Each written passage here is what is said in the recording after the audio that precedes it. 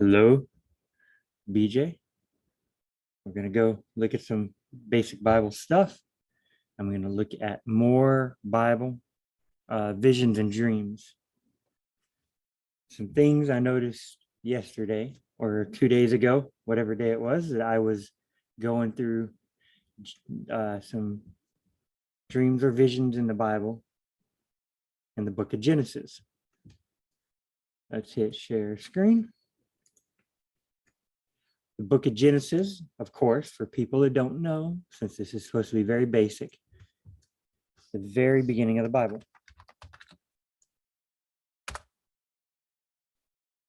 Okay, go to that place in the scriptures, right there. 1 second, guys. Go hit. Okay, search for mouse settings, change pointer or display speed. Of course, I change it to make it slower so that if I try to zoom around the page too much, there we go. I don't lose you with the pointer. I use a pointer sometimes to highlight stuff. I use a pointer, hey, this word right here. Sometimes go all this here, but then there's this version over here. So I do that with the pointer. So if I make it nice enough, I make the pointer bigger. And if I make it slower, that'll help us. You watching along. So Genesis 1, Genesis. The Bible is a book made up of a bunch of books. A bunch of different people wrote them at different times. You got to put them in order. Genesis, the first one, and it comes chronologically first, because in the beginning, God created the heavens and the earth. Okay. There's supposedly other texts in the Bible that kind of talk about the creation of the world in the Psalms, I think, maybe in Job, but this is like the place. And then the history goes on with the beginning of early earth history. So, they put at the beginning. It makes sense. Beginning of the New Testament is when Jesus is born. Makes sense. Got the Old Testament, the New Testament. Okay. All that out of the way. Here we go. Yesterday, I was in Genesis 15.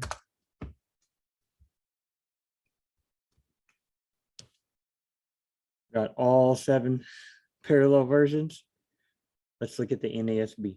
I promised Abram, a very important dude in Bible history. Very important. Abram promised a son. Usually we call him Abraham. God switches his name later. Right now his name's Abram. God does that to people in the Bible. Switches their names all around. Somebody's name is Hosea, and Moses changes it to Joshua. Moses didn't have a name, and they were like, we'll call him Moses because I drew him out of the water. So Moses' name means something. Shadrach, Meshach, and Abednego, those were not their real names. Their real names are Daniel in the lion's den. They changed his name to Belteshazzar. They changed people's names. There's Cephas and Peter in the New Testament. People's names in the Bible change. So that's just a thing that happens. 1 second, guys. We're going to make notes over things that I say, There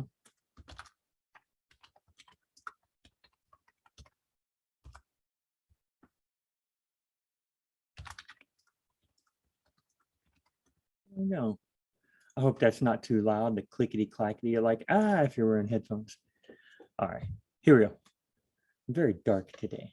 It's a green shirt. Oh, go put on a bright pink shirt if you want. All right. Abram promised a son. Abram has promised a son.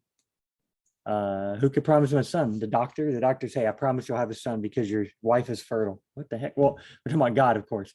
God's covenant or promise with Abram. God, going to promise Abram a son. God's covenant, the cutting of the covenant, the Lord's covenant, the Lord is God. So it's about a covenant, I guess. Yeah. Okay. Remember the subtitles here, the chapter headings are not actually in the Bible, but the people who translate the Bible, who take the ancient languages and turn them into modern English, the really smart people, they put these these headings in here to help us out. I'm a dope. I just go start reading through this and I'm like, wait, which part are we at now? They're like, hey, don't worry, I got you covered. So they put in these, yeah. So Abram promised his son, God's covenant with Abram, the cutting, okay, the covenant. After these things, the word of the Lord came to Abram in a vision. After what things? Well, there's chapters like Abram was in chapter 12. There's chapter 12, 13, and 14. Abram did some other things. But now, God's coming to Abram in a vision. God has already promised in chapter 12, Abram, go from your family and get out of here. I'm going to make you a great nation. He's like, don't worry, go to a land I'm going to give you. I'll give you this land someday. Don't worry. So God's like, Abram's like, okay. So he goes. He makes some blunders along the way. Well, now we got God going to promise him something. So God's already promised him. God makes like 4 or 5 promises to Abraham, something like that. It's kind of the same promise over and over again. Isn't that good? God promised me something. He's like, I promise I love you. And then I go out and I forget. I go out and I start freaking out in the world. And then I reopen my Bible and go, wait, that's right. God loves me. He reminds me again. I go to work and I'm getting all aggravated. Nobody. And I talk to my boss, who's a good Christian guy, and we start talking about Christianity. And I go, dude, you're reminding me that God loves me. Man, that's cool. God will love it over and over again. Will tell us. My wife tries to tell me all the time. Because I start thinking, man, the world's falling apart and it's all sinful around me. She's like, hey, BJ, God loves you. I'm like, man, he just reminds me over and over again. Makes me, this is awesome. Anyway, okay. After these things, real quick, let's go look. Genesis 12. Now, I'm supposed to be talking about the things I noticed about the dream and vision. I'm being a little too pedantic, a little too detailed here. So now the Lord said to Abram, first time the Lord speaks to Abram, first time we ever hear of Abram, never heard of it. Suddenly the Lord speaks like, who is Abram? It suddenly happens. So Abram went away. Okay. There was a famine. So Abram went down to Egypt. Oh, Abram lies and says, hey, my wife is really my sister. Well, so he lies to the Pharaoh.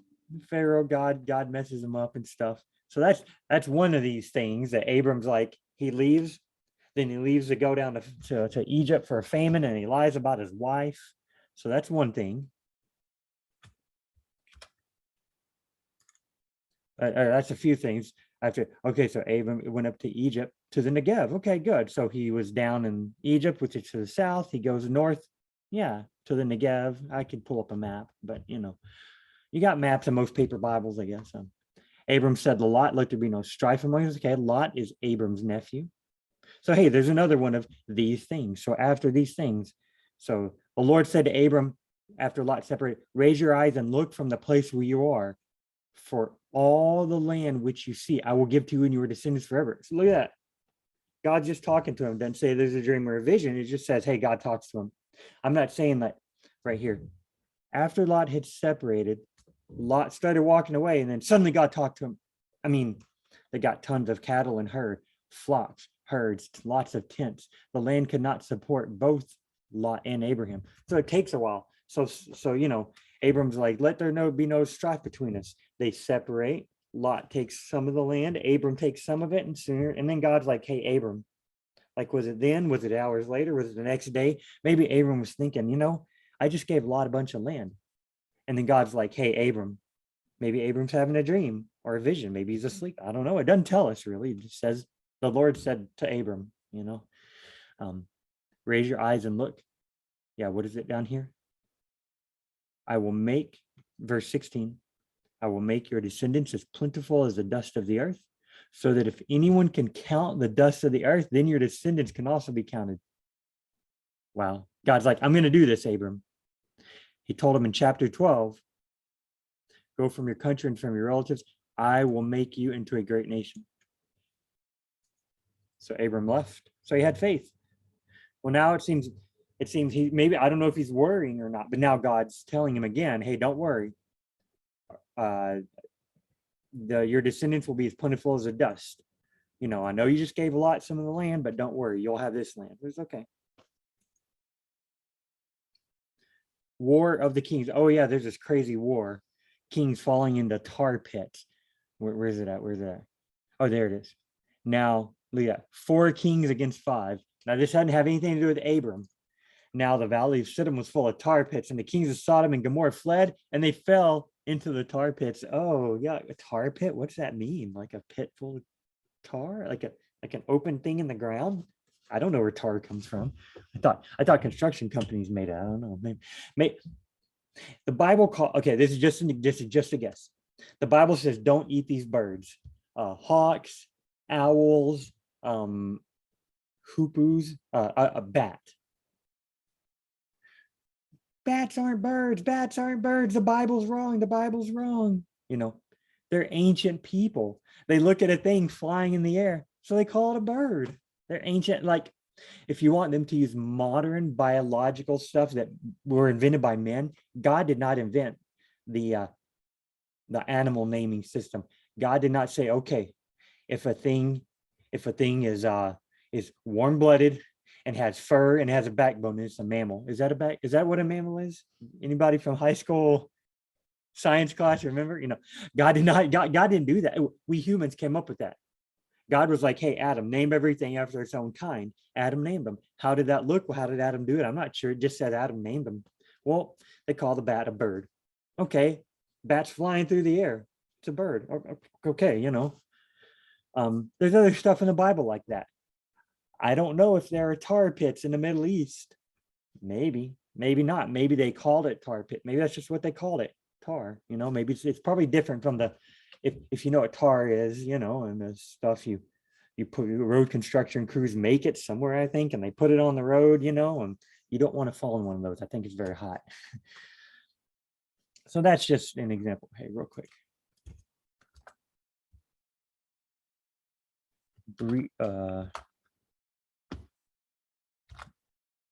Names. I'm going to just say bird is a bat. Tar pits. There we go. Yeah. All right. So here's a War of Kings. Abram has to go rescue his nephew who got captured by the kings. That had nothing to do with them, but it kind of happened on accident. Oh, there's Melchizedek, a very important guy. We won't get into that. He's a priest. It's pretty cool, huh? So after all these things, the word of the Lord came to Abram in a vision. Again, it's a vision. This time we at least know it's a vision. But the last thing, you know, Abraham talks to Melchizedek.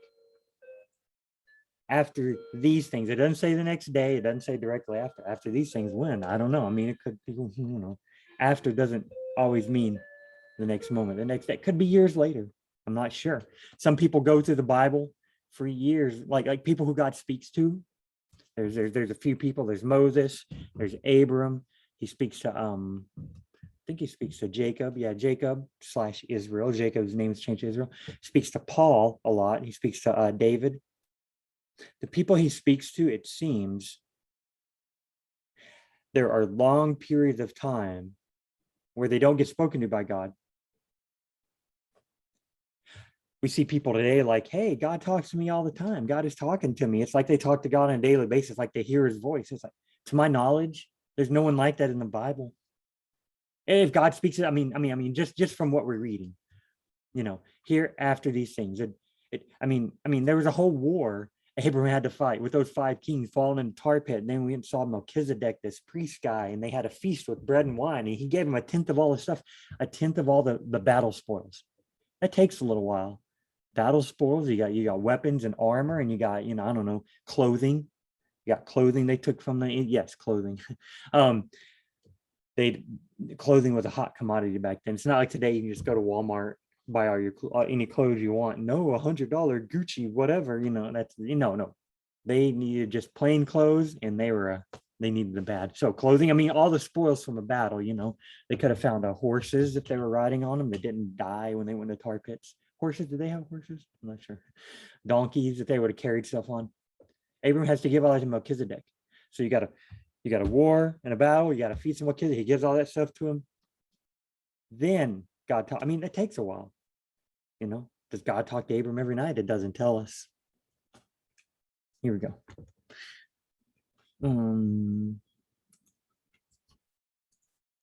1 second, guys.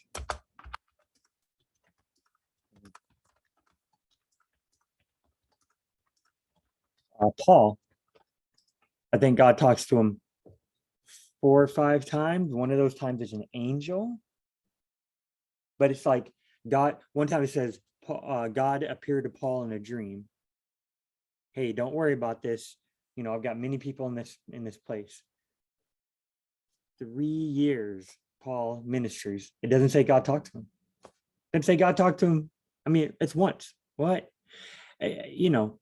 People in the Bible who get talked to a lot by God, it's not necessarily an everyday thing, at least not to our knowledge. So that's my point. Don't feel like, you don't have a good relationship with God because he's not always talking. Don't worry.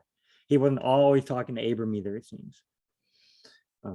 And I'm not being used in the same way Abram is.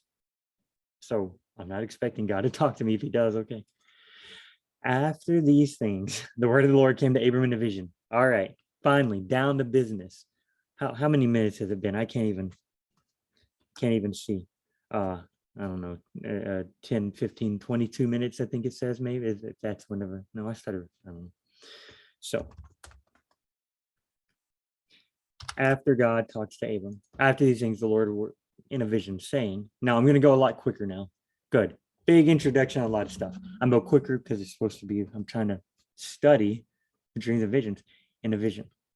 Saying, do not fear, Abram. I'm your shield. I'm a shield to you. It's for protection, I guess. Your reward shall be very great. His reward is, I guess, so God's talking to him in the dream. The reward is probably I'll make a great nation of you, descendants, you get the land. So God's talking to him. God says these things.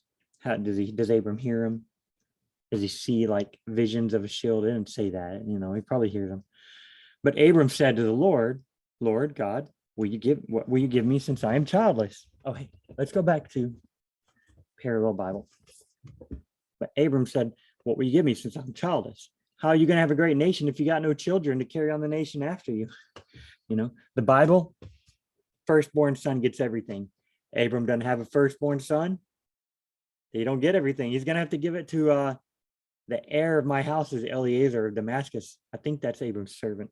So he's like, God, I don't even have a child to get a thing. Today we just give our stuff to whoever he wants. In the Bible back then, it was very like they had it ingrained in their head. Got to go with my firstborn son. Though sometimes God flipped that around. But that's another story. So I ain't got no son. Okay. So this is a vision. It seems like in a vision, specifically says vision. Like let's all 7 translation. Abram in a vision. Abram in a vision. Lord came to Abram in a vision. Oh, it doesn't say he's talked to him like over here. The word of the Lord came to Abram in a vision. Only in SB says saying. Abram in a vision. And there's my wife's leaving. Hey, darling, I love you. She waved at me. In a vision. They all say in a vision. Okay, a vision. So at least according to this, there might be other visions. Things the Bible calls visions is different, but at least according to this, Abram can talk in a vision. Okay. Abram and God can talk to each other, like conversate in a vision. Then behold, the word of the Lord came to Abram. Wait, it was already coming to him. So each time God talks, the word of the Lord. Okay, so God talks the word of the Lord. Then Abram talks. Then Abram said, since you have given me no son. Then the word of the Lord, here's God again. And God took him outside. So in a vision, God's taking people outside. We think of visions as like if somebody's in a trance and they're just staring off into space. And we're like, what's that person doing? But to that person, in front of their eyes, they just kind of see something. Maybe that's what's happening. Maybe Abram is just sitting there in a trance. And in the trance, he's talking, he sees himself talking to God. And while he's in the trance, or he's asleep, maybe some people say vision, you're asleep. Maybe while he's in a trance or whatever, he's seeing God take him outside. Maybe he's not literally walking around. There's a vision Ezekiel has. It's like Ezekiel said he was meditating. And then it says, in the spirit, God grabbed me by the hair and took me from Babylon back to Jerusalem. It's like, wait, what? Wait, I said he was in the temple. I'm not sure, but it's kind of strange because Ezekiel, like God's telling Ezekiel, dig through this wall. And God's telling Ezekiel, look at what the people are doing. But Ezekiel says it was in the spirit. God picked me up by my hair and took me somewhere in the spirit. Like, wait, is it, what's in the spirit mean? I'm not sure, it's like, let's see, let's keep reading, see if we can find out more. This is just one vision though. So Abram looked towards the stars, if you can count them. Okay, Abram believed in God, credited to him as righteous. One of the most important verses in the Bible you hear, at least a lot of churches. It's very repeated in the New Testament. And he said to him, wait, that should still be the word of the Lord. Oh, it's because God's still, so God's still talking here, God's talking here, God's talking here. Oh, but he is small h-e. So right here, the net. But Abram said, so the net helps us out. The New Living Translation, but Abram said, bring me a 3-year-old heifer. Okay, so in a vision, Abram's able to bring like cattle and stuff. Like you could see where I'm going with this. The Bible calls this a vision specifically. It uses the specific word vision. But they're doing a lot of interacting. They're doing a lot of stuff. Abram's going outside. He's bring me a 3. Then he brought all these. He's bringing a 3-year-old heifer and a female goat and a ram. Like I said, is Abram in a vision, like he's got his eyes closed, he's just like on his knees in his tent, or he's laying on this cot in his tent, and he's seeing this stuff play out. Oftentimes when I have a dream, I see myself doing stuff in the dream. I'm not looking through my eyes. It'll be like a bird's eye view, like in a movie, like I'm watching a movie play out and I am walking around doing stuff. I see that quite often in a dream. Maybe that's what's going on here. Now so he sets all the animals and stuff out. The birds of prey came down. Now when the sun was going down, a deep sleep fell upon Abram. So either Abram's having a vision where God is appearing to him and he's talking to God, like he's seeing God, like real physical life, like Abram can pinch himself out, like it's really happening. There's God. God as a vision is talking to him. And Abram really brings him physical animals. They really go outside and he looks at the stars. And then here, the sun is going down. Abram's not seeing this happen. It's actually happening. And he falls asleep. Okay. Or in the vision, Abram looks at himself fall asleep. Like people get, I wish we could be more dogmatic, but if we're just this story, at least, we can't say this is for a fact what's happening. Now you might go, BJ, I know that's what's happening. And I ask you, well, why? You said, well, because, and I'm like, well, who did you learn that from? Where did you read it from? Well, I know because I often find whenever I say I know because I learn that, wait, that's because a preacher told me. Preachers are smart. Sunday school teachers told me they're good people, but small group leaders told me. I discuss it with my wife. Sometimes I read the Bible and I go, oh, that's what this means. And I don't consider other options. Well, then, I read in books, and I find out that other people kind of think the same way. I hear some guy say something different and I go, no, he's wrong. Why? Because all this stuff over here, when I suddenly hear the guy say something different, why is he wrong? I haven't studied it. I'm going off what other people say who hopefully have studied it. When I look at it, just myself here, just me trying not to take what other people say, this is what I get to. Now, what if we study other dreams and visions and we hear it, and then we go, wait a minute, that dream or vision matches Abram's. We look at Daniel, his dreams and visions matches Abram. We look at, there's a vision, quote unquote, in Obadiah. Oh, his matches Abram. Okay, maybe it is that. Maybe that is what it means. We look at other prophets. We look in the New Testament. Peter has a vision. Paul has visions. Oh, what if we find, and I go, wait, those Sunday school teachers were correct. Good. I have studied it and come to that conclusion. Now I know it well, but what if they were incorrect? What if they said this is the only option and I find out there's 3 or 4 options? Don't think because you're not certain, because there's 4 options. Oh, I'm not certain. Oh, I don't know. My faith is in crisis. No, it's fine. There's so much I don't know about the Bible. There are so many things that I have, like, it could mean A, B, C, or D. Me and my wife, we talk all the time. And I'm like, but hey, what about this? And she's like, oh, well, I'm like, have you ever thought about that? And then me and her talking, she goes, well, maybe you should think about it. And I go, no, that's not it. She's like, have you ever considered it? And I'm like, no. I mean, it happens all the time, So we just need to learn not to be so dogmatic. And I don't mean dogmatic in the Catholic sense of, dogma, but dogmatic in the Catholic sense, it's something you have to believe, period. So that's what we mean by dogmatic. When the Catholics make a dogma, you have to believe it, period, or else you're not Catholic. They don't mean you're not saved necessarily, but you're not Catholic. So I'm not being dogmatic. I'm not, I don't want to say unless you believe this, you're not a Christian. No, come on, we should be fine. Okay. Then Abram falls asleep. He's either in a vision or he's walking around doing stuff and then he falls into sleep. So he's either seen himself fall asleep or Then God said to Abram, okay, so he's in a deep sleep. And behold, terror fell on him and great darkness. Maybe it's like, let me see. A terrifying darkness in the New Living Translation. The CSB says, as the sun was setting, a deep sleep came over Abram, and suddenly great terror and darkness descended on him. The NIV, a thick and dreadful darkness. Okay, well, he's asleep. So how would he know that? If Abram is in a deep sleep, how would he know that a great and dreadful darkness is falling on him? I mean, he's asleep. Maybe he's dreaming. If he's in a deep sleep, God's talking to him in his sleep. I mean, I have dreams. This is just too weird, I'm thinking that the vision means. Now the more I think about it, this is just from this video. Before I thought, oh, it's Abram doing stuff, then he fell in a deep sleep. Now I'm thinking it's probably more where he's in a trance or a dreamlike state. He's meditating, and he's seeing this being played out. That's what I'm thinking is going on.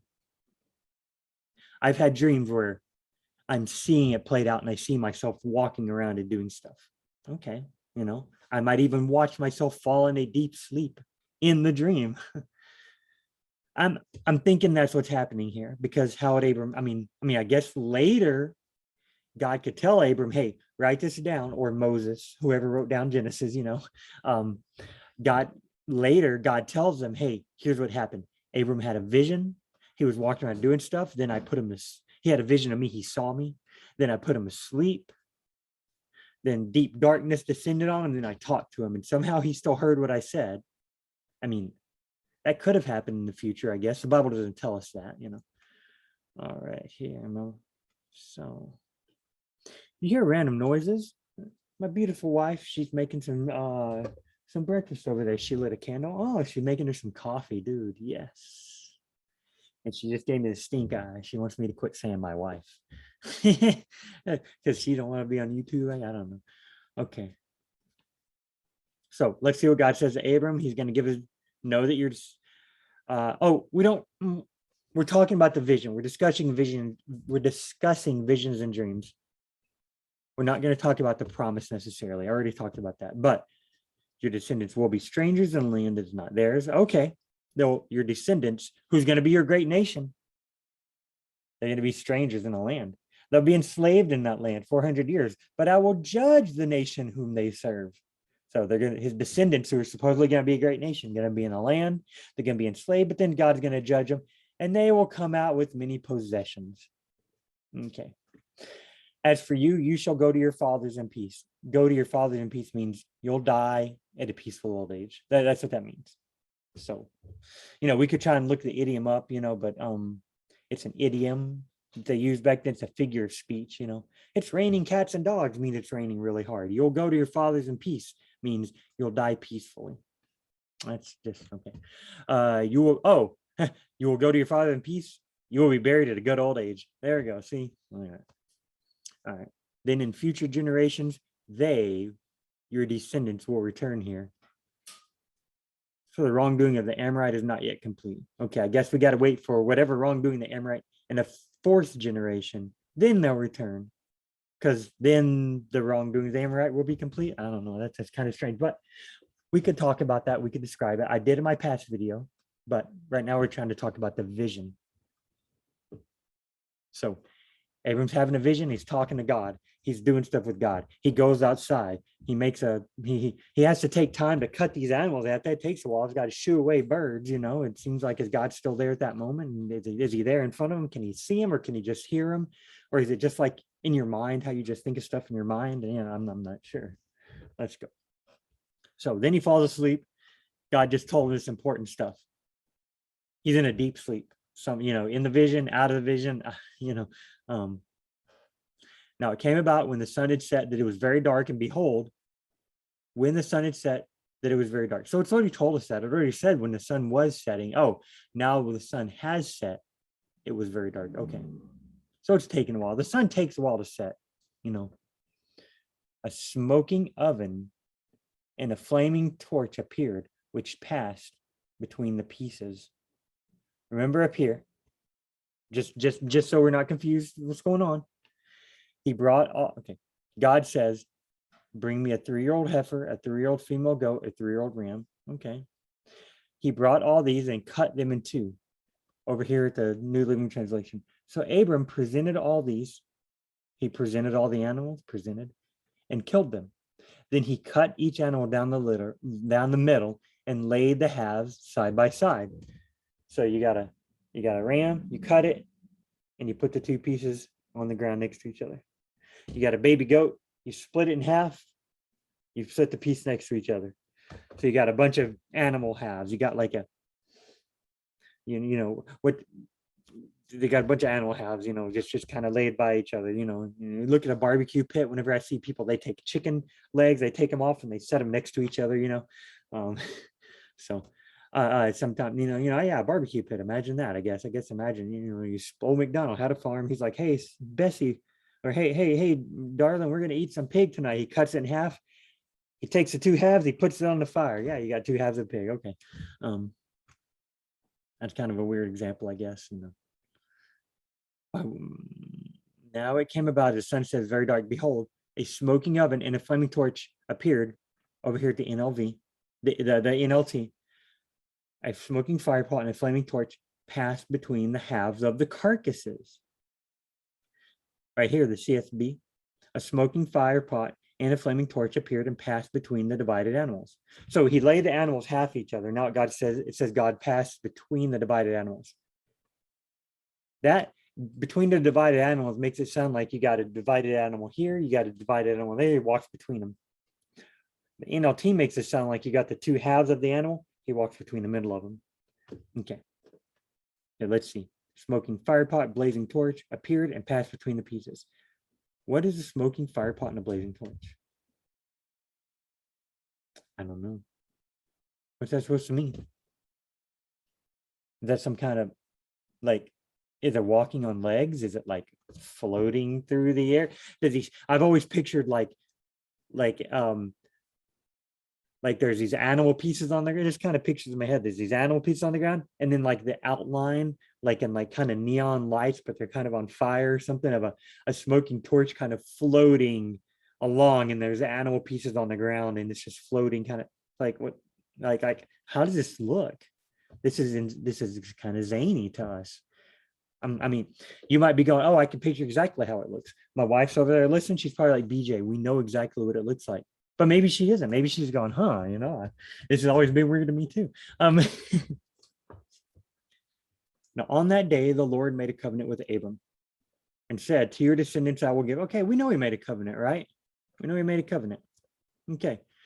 I'm going to go show you what all this is by a verse in the Bible. There's another verse that explains it. I've heard this from smart people, from other smart people, and I've heard this. I listened to lectures and Bible studies from like college professors and people with PhDs. Push baskets at Walmart. I'm a dishwasher. I'm a janitor. I do jobs like overnight jobs, and I can listen to stuff on my headphones. And I've learned a lot of smart stuff. And I've heard this sounds pretty consistent, called cutting a covenant. So just to explain kind of in general. Now we're still just talking about the vision, but just to explain the whole, laying the animal pieces down and the torch passed between them. Like, and on that day, the Lord made a covenant. Okay, he made a promise, is what a covenant is. All right. Bible Gateway. Here we go. Let's search. Oh, cut. I'm just going to go to cut. Let's go to search. There's a lot there. The verse I'm looking for, Jeremiah 17. One word. I'm afraid if I put too many words, it'll then say, if I search for too many words, it'll be like we could not find that Bible verse, because I might be putting 2 or 3 Bible verses together. They don't all appear in that one verse. And then the Bible Gateway, it's just a computer. I can't expect it to read my mind. So I just type the word cut. I look for Jeremiah. Cut half your hair and throw it away. No, for the cut from the wood cut from the forest, that's not a lamb. It's cut off from the land. I think it's in 14. I was wrong, because we're already past 14. I cut out its windows.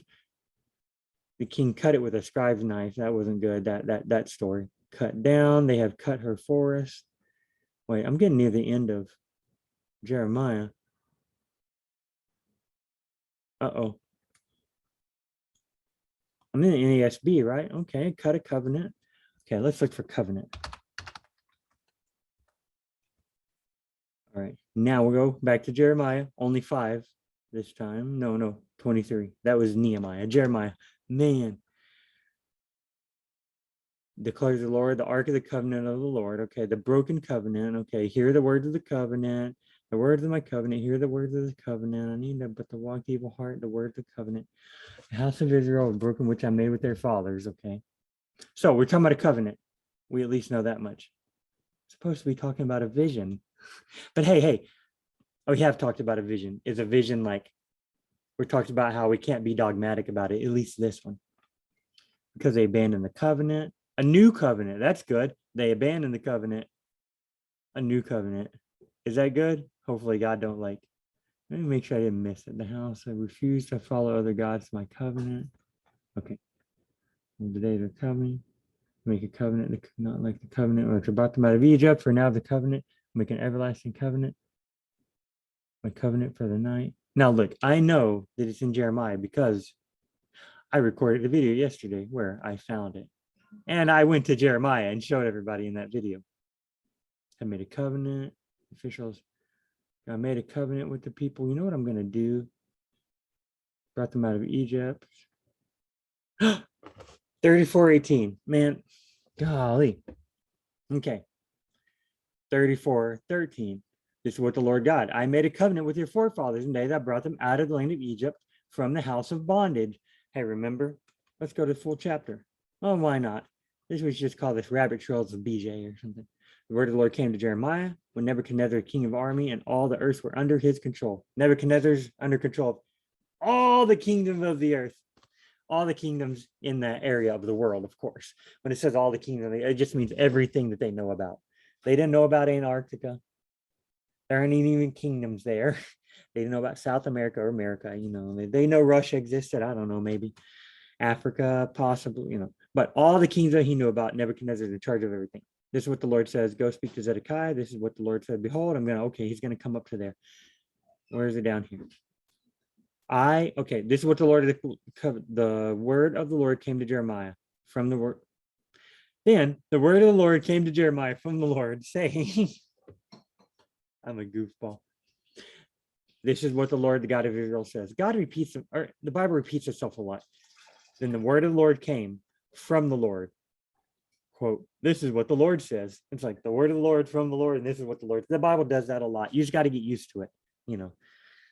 Sometimes they repeat the same story 3 or 4 times, and you're like, why are they repeating the story? You got to get used to it. But then sometimes there are very similar stories which are not the same story. I don't know. The Bible's just like, I don't want to be confusing. Okay. I made a covenant with your forefathers on the day I brought them out of Egypt. Okay. That's, Abram, God said to Abram, he's going to make his descendants slaves that could become at the same covenant.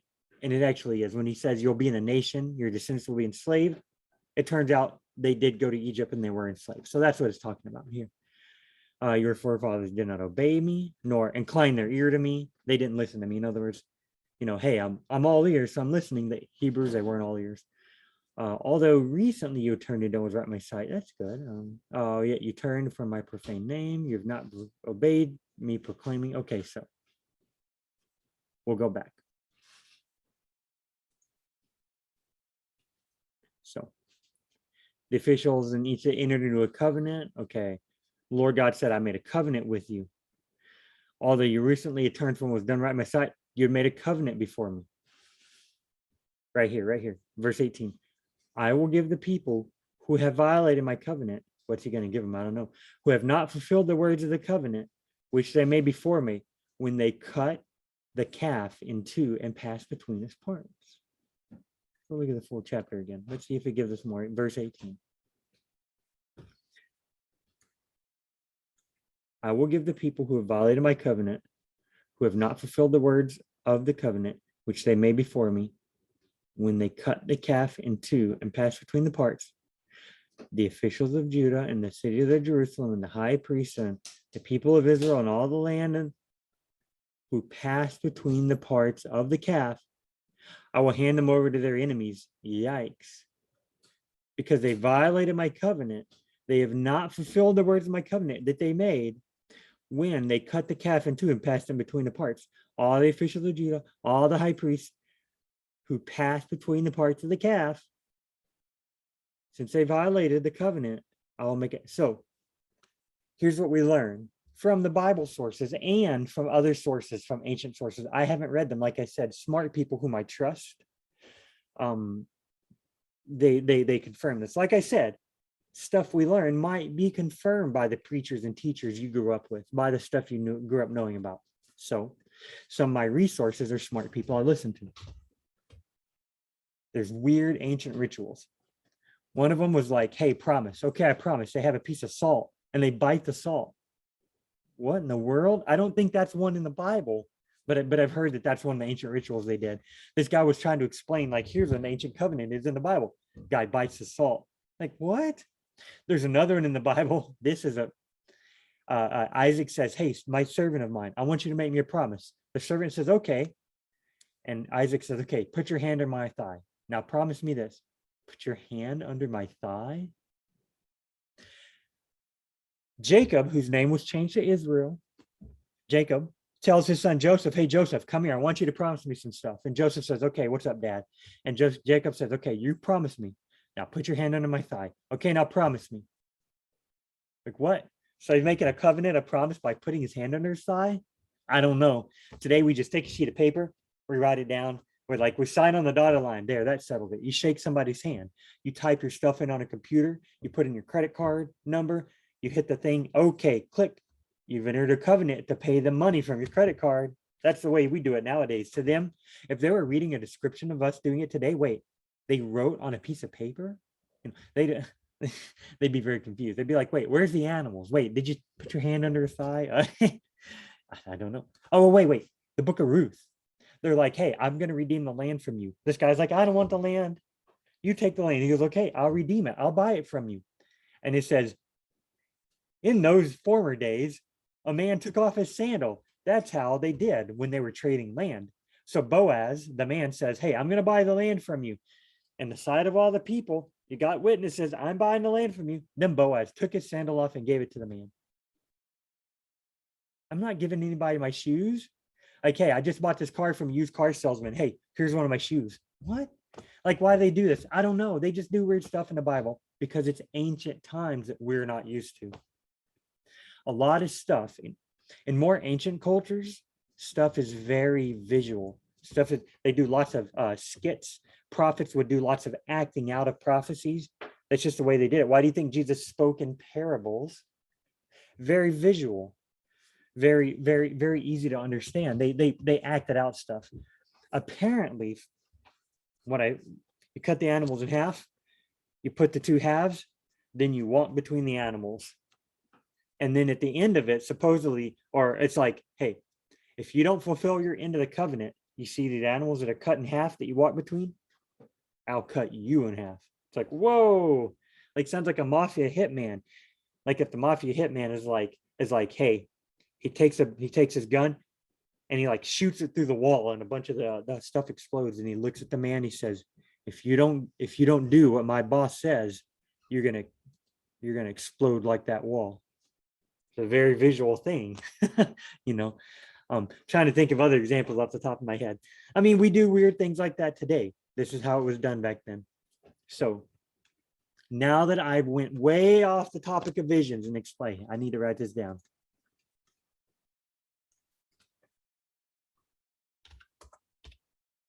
Cutting a covenant. Cutting a covenant. To cut a covenant. Hey, let's cut a deal. Hey, look at that. We still use that language today. Does that idiom come from the same thing, from the Bible's cutting of the covenant? I want to say no, of course not. But maybe the King James Version of the Bible influenced Western society so hardcore that a lot of idioms that we have came from that King James Bible, and we don't even know. We don't even realize. So it could be. It could be, you know. I'm not sure. Cutting a covenant. Covenants in general. Okay, there we go. So we're looking at this one vision. We're just not sure. Like there's a what passes between the parts. Abram doesn't pass between the parts. When you pass between the parts, that's kind of like you shake your hand, you sign on the dotted line. That's the deal, you know. You stick your hand under his thigh. You know, that means you really mean it. So on that day, let me see, where's it at? Verse 17. Now when it came about, when the sun had set, that it was very dark, and behold, a smoking oven and a flaming torch appeared, which passed between these two pieces. One of two things. Either A, God appears, as he often does, as fire. Fire, God always appearing as fire, all the time. So we know God's already talking to Abram, but we don't know if God was a human when he was talking in the form of a human when he was talking to Abram in this vision. We don't know if God was like in the form of an angel when he's talking to Abram. There are other parts of the Bible where it says, you know, they saw the angel of the Lord, which turns out to be Jesus, and he had like super white hair and I don't know, fire in his eyes, and his legs were glowing. Like how is it here? I'm not sure, but we do know that God often appears as fire, a smoking oven, and a flaming torch. I'm not sure about the oven, but a torch leads the way. Your word is a lamp to my feet. God, you know, appears before Israel when they're roaming around in the desert as a burning cloud by day and by night, so that they could even travel at night. How can you travel at night when there's no street lights, when it's super dark? You got hundreds of thousands of people trying to walk at night. Your night vision doesn't do that well. It's like you can't see anything. There's no lights in there. They didn't have flashlights. God appeared as a cloud at night and lit the way for them. So right here, flaming torch. I mean, it could be God. God passes through as an oven and a torch. So God passes through the pieces and says, Abraham, I promise you, and I'm going to walk through the pieces. Okay. And that could be it. That's what I hear most people say. I did hear one guy say, though, Egypt is represented as an oven, and then Israel is represented, or God, as a torch. So God up here was saying, know that your descendants will be strangers in the land. So first, let's see. God's trying to really get to him through this vision. And Abram's just super stubborn, it seems. God says, hey, don't worry. Up here, don't fear. I'm your shield. Your reward will be great. Abram goes, but God, you've given me no son. God goes, okay, let me try a little harder. This man won't be your heir. Someone who comes from your own body. Hey, come and look outside at the stars. Count them. That's how many your descendants will be. It does say that Abram believed in God and God credited his righteousness. Okay, but then God goes further. I'm the Lord, your God, who brought you out of Chaldeans, and you're going to possess this land. So God's like, good. Okay, so he got through to Abram. So first he's like, he has to talk him into it. Then Abram, but Lord, how will I know I'll possess it? God's like, okay, I'm really going to let this guy know. Bring me the stuff that you would bring for a covenant. Abram, that was a common thing for him. Whenever God said, bring me cows and stuff, Abram, He doesn't say, bring me all this stuff and cut it in half, Abram. He says, bring it to me, and Abram cuts it in half. So, hey, Abram's like, dude, God's going to promise me this. So he's promising me via covenant. He's not just telling me I'm going to be a reward. He's not just explaining it. He's going to make a real bona fide promise. So then God puts him in a deep sleep.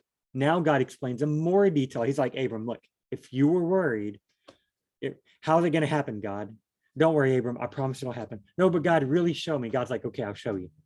Your descendants are going to be strangers in the land. They will be enslaved, but don't worry, I'm going to judge them. So God's giving him details now. So he's really trying to explain to Abram. He's really trying to get through to Abram. Don't worry, you're going to.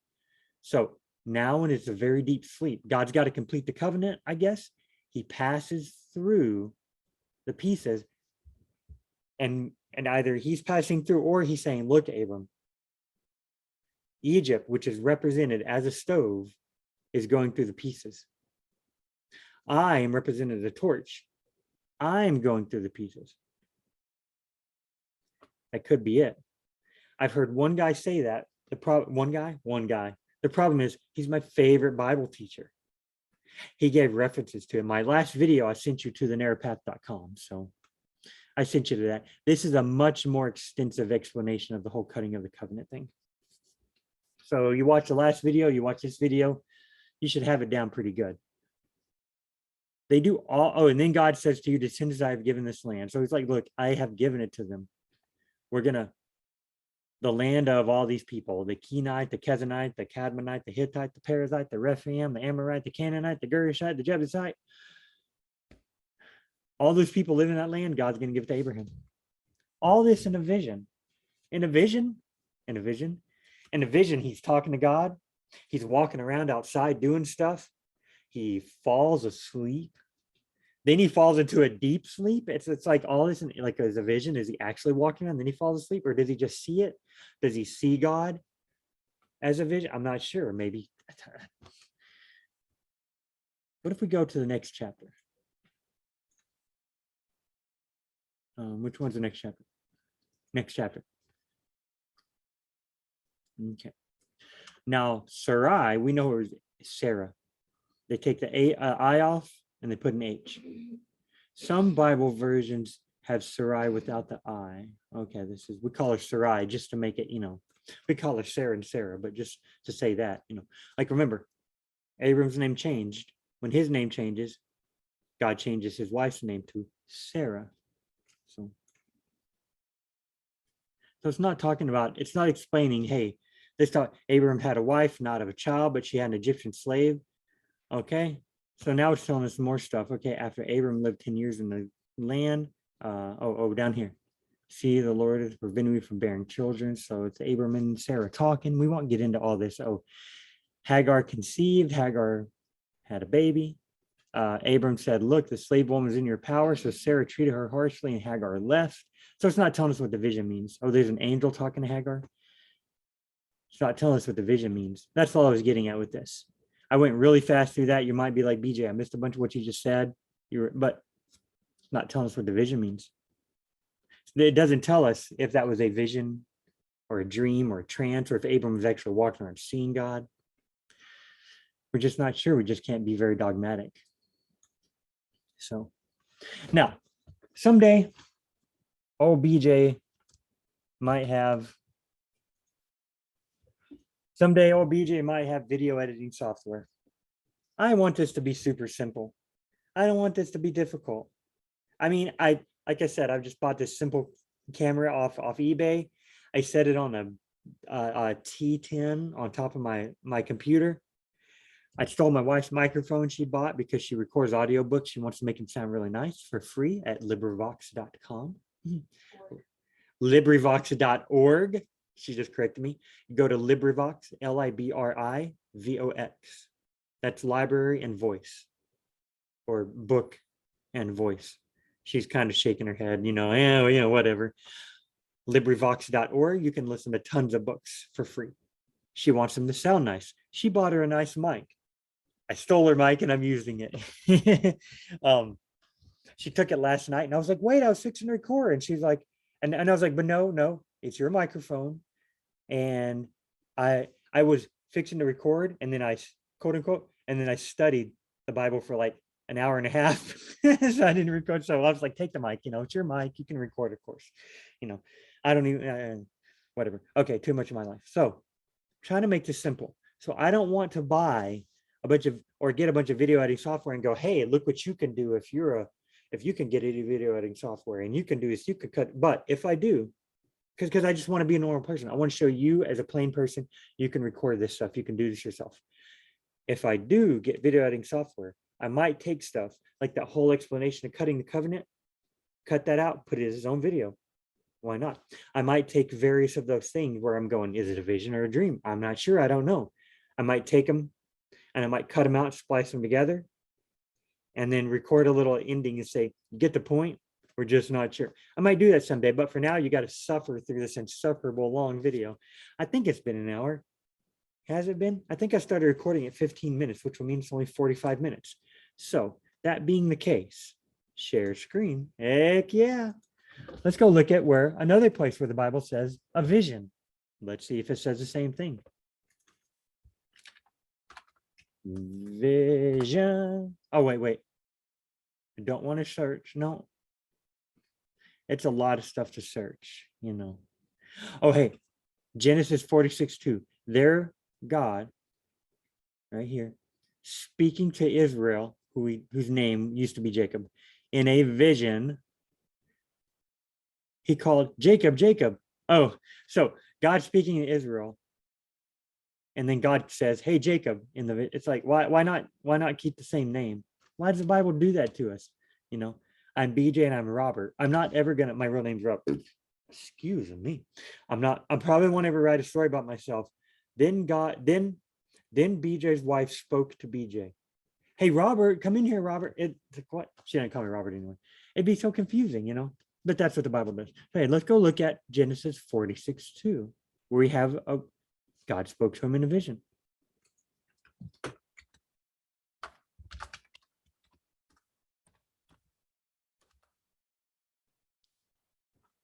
And X. Okay. You would think, I talk about, it's here in the Bible, it's there in the Bible, but then sometimes I say, oh, wait, I was mistaken. I think I said something earlier I was mistaken about. And here I'm like, I want to tell you this is exactly what's happening, but I'm not sure. I don't have a photographic memory of the Bible. Here we go, 46. Jacob moves to Egypt. Joseph brings his family. Oh, this is the very, okay. Is at the very end, after the Joseph story. Joseph's brothers sold him into slavery. Joseph becomes the most powerful man in Egypt because he can interpret dreams. Hey, dreams, visions. Then Joseph's brothers come back and they find him. And at first it's kind of tricked. It's kind of weird. And then finally, yay, at the end, a happy family reunion. Now Jacob moves to Egypt to live because there's a famine. He's going to go down there and live down there. He's going to be treated well. Remember Moses? We talked about Abraham. It's told by God, your descendants will go to a nation that's not theirs and will be enslaved for X amount of years. Okay. Then we know that Moses gets called by God. Hey, you're going to lead the people out of Egypt from slavery. Look at this. Israel set out and Joseph brings his family to Egypt. How do they get to Egypt? This is it right here. This is why they're in Egypt in the first place. The beginning of the book of Exodus, somewhere near the beginning, says a Pharaoh who did not know Jacob and Joseph and did not like the Israelites came to power and started treating them harshly. Like it's that easy, Like right now, they're beloved by the Pharaoh because the Pharaoh loves Joseph.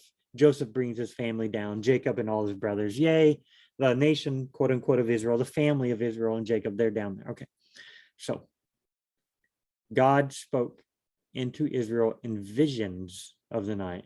The ESV visions, the NET, a vision, the NABRE, the New American Bible Revised Edition.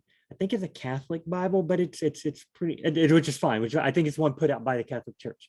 Bible put out by the Catholic Church, by Catholic scholars. But I think it's not thought by thought, but it's pretty close.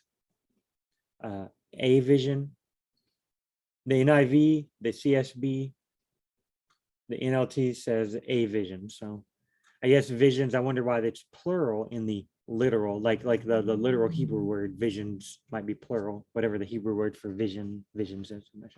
Okay. Jacob said to God, here I am. Visions of the night. Does that mean he's dreaming?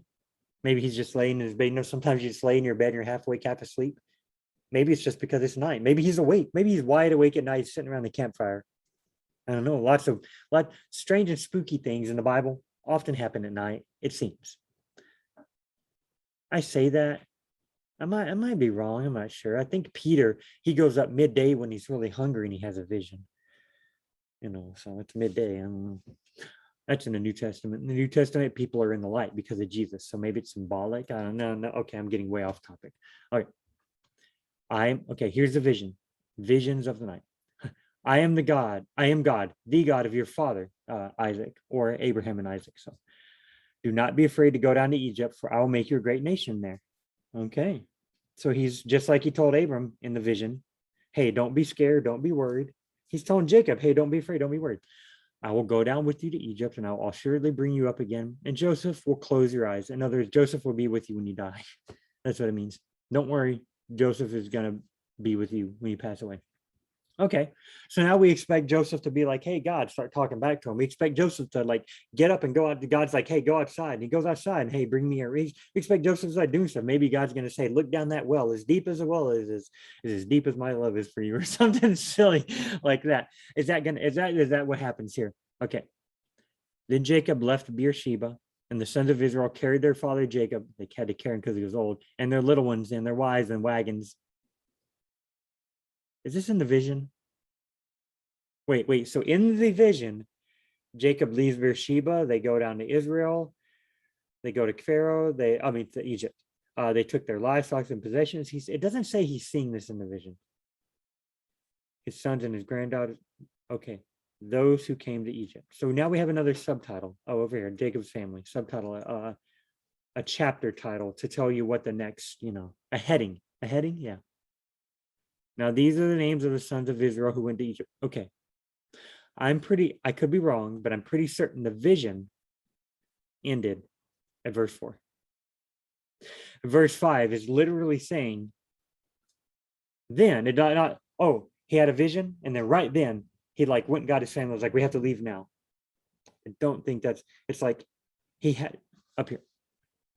So Israel set out with all they had and came to Beersheba, offered sacrifices. So he's in this place called Beersheba. He's offering sacrifices to the God of his father Isaac. Okay, he's offering sacrifices to God. And so they're camped out there probably. They're probably camped out there. And at night, God speaks to him. Hey, don't worry, go down there. Joseph will be with you when you die. Don't worry, you'll be good. You'll be a great nation. Everything will be fine. So then Jacob leaves Beersheba, and the sons of Israel carry them and their little ones and their wives in wagons, which Pharaoh had sent. That's good. They took all their livestock, which they had acquired in the land of Canaan, and came to Egypt. Jacob and all his descendants with him, he and his sons. Okay. So it's describing the journey. So here's the journey. They left. He has a vision. Then the rest of the journey down to Egypt. Now here are the names of sons who went to Egypt. Okay. Oh, hey, there's the names of the 12 tribes of the sons, but we don't worry about that. 12 sons of Jacob, the 12 tribes of Israel. That's right down here. It's telling you some of them. So, but it's telling you the names. So, okay, back up. So this vision, very different from the vision Abram got.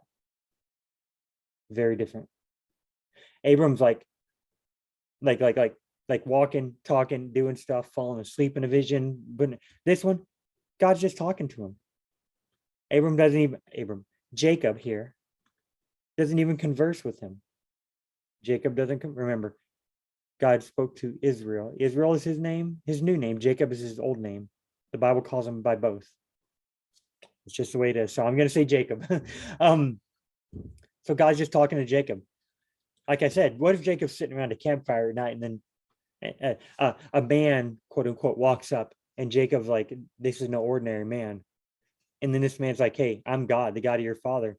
And Jacob's like, whoa, this is God. And Jacob might be like, wait a minute. Am I having a vision? Like, am I asleep right now? Or wait, am I having a vision? Maybe Jacob's like, later I'll wake up from a trance, because In the New Testament, Peter's in jail. An angel smacks him, says, "Come with me." They walk, and the gates open, the chains fall off, and the angel's carrying him, walking with him out of jail, past guards.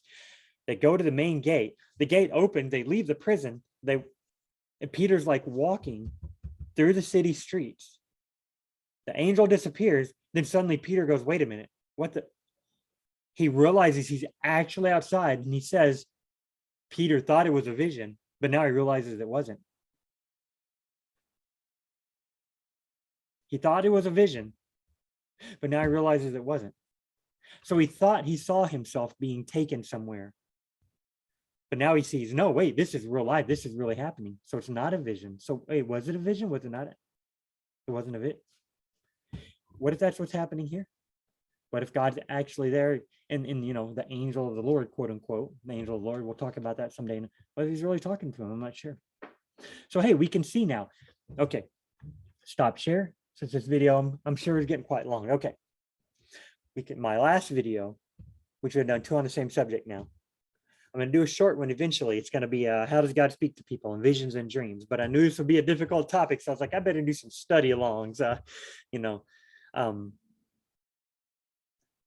In the last video, we looked at Joseph's 3 dreams, 3 sets of dreams. There were 3 sets of 2 dreams, so 6 dreams total. They were dreams. I don't think it doesn't call them visions. He says, I had a dream. Then the cupbearer and the baker, he had a dream, and then he had a second dream. Then a cupbearer and a baker have a dream, they tell Joseph. Then Pharaoh has 2 dreams. Joseph is able to interpret the dreams, at least for the cupbearer and the baker, and for Pharaoh. He interprets those dreams.